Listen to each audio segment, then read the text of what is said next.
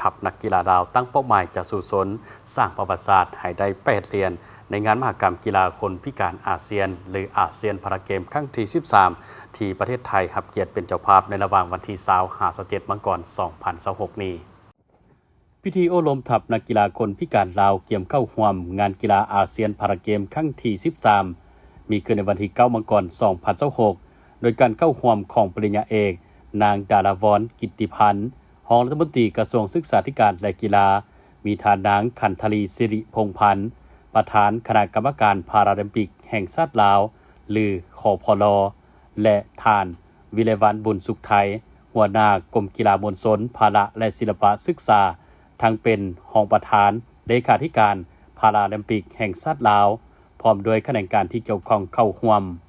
ในโอกาสนี้ทานวิไลวรรณบุญสุขไทยได้รายงานให้คู่ว่าในการเข้าร่วมงานกีฬาอาเซียนพาราเกมครั้งที่13มีบรรดาประเทศในกรุงเขตอาซีตะวันออกเฉียงใต้10ประเทศเข้าร่วมในนั้นมีเพียงประเทศกัมพูเชียที่ขอถอนตัวพร้อมทั้งกับโดดสิ่งใส่19ประเภทกีฬาและกีฬาสาธิต2ประเภทกีฬาสำหรับสาธารณรัฐประชาธิปไตยประชาชนลาวได้ส่งเข้าร่วมแข่งขันทั้งหมด12ประเภทกีฬาประกอบมีแลนลานลอยน้ำยกน้ำหนักโกนบานบ้วงล้อเรือนบอดเสียบานเตะรถถีบยิงปืนฟันดาบดอกปีไก่และเทนนิสรวมมีคณะนำครูฝึกและนักกีฬาทั้งหมด164คนเป็นหญิง62คนในการเข้าร่วมงานดังกล่าวทางสมาคมกีฬาคนพิการแห่งประเทศไทยยังได้ให้การสนับสนุนการเข้าศูนย์ฝึกซ้อมอุปกรณ์หับไซการฝึกซ้อมและแข่งขัน7ประเภทกีฬาคือฟันดาบล้อเรือนคนพิการแลนลานคนพิการยิงปืนคนพิการเทนนิสคนพิการรถถีบคนพิการลอยน้ำคนพิการและบานเตะคนพิการสำหรับการเข้าร่วมงานในครั้งนี้โดยขบวนใหญ่ซึ่งมีรองประธานเลขาธิการคพลกองเลขาแพทย์นักข่าวหัวหน้าครูฝึกผู้ช่วยครูฝึกและนักกีฬาจะออกเดินทางในวันที่15 วันที่27 มังกร 2026เดินทางด้วยรถตู้และรถบัสใหญ่ข้ามด่านขั้วมิตรภาพลาวไทยแห่งที่1นครวิจันทร์ซึ่งคาดหมายในการเข้าร่วม1เหรียญคำ3เหรียญเงินและ5เหรียญทองรวม8เหรียญในโอกาสเดียวกันปริญญาเอกนางดาราวรกิตติพันธ์ก็ได้เน้นหนักให้กรมกีฬามวลชนพาระและศิลปะศึกษาในนามกองเลขาพัวพันประสานให้เอาใจใส่ในการพัวพันประสานงานจ้างเอาจริงเอาจังกับประเทศเจ้าภาพกองเลขาของคณะจัดการแข่งขัน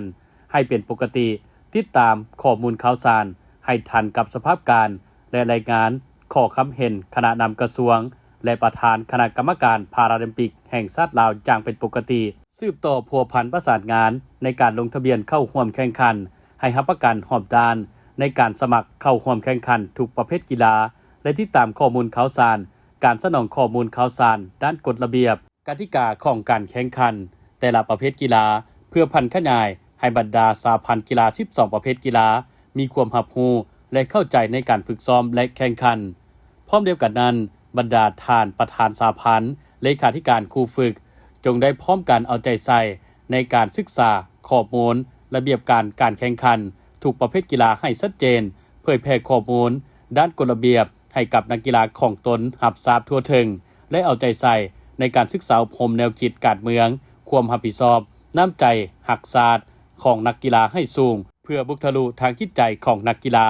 ในเวลาฝึกซ้อมและเข้าร่วมการแข่งขันให้ได้รับผลสำเร็จได้รับเหรียญคำตามคาดหมายที่วางไว้ในพิธีดังกล่าวได้มีการมอบรับเครื่องนุ่งจากบริษัทอุดมทรัพย์เจริญก่อสร้างอุปถัมภ์เครื่องกีฬาเป็นเสื้อเชิ้ต200ผืนมูลค่า96ล้านกีบตากน้ำมอบโดยทานคอนพระจันทร์ไสยสุขประธานสหพันธ์กีฬายกน้ำหนักคนพิการแห่งชาติลาวเพื่อสุกยูทัพนักกีฬาคนพิการลาวเข้าร่วมสร้างผลงานเป็นเกียรติชื่อเสียงมาสู่ประเทศชาติ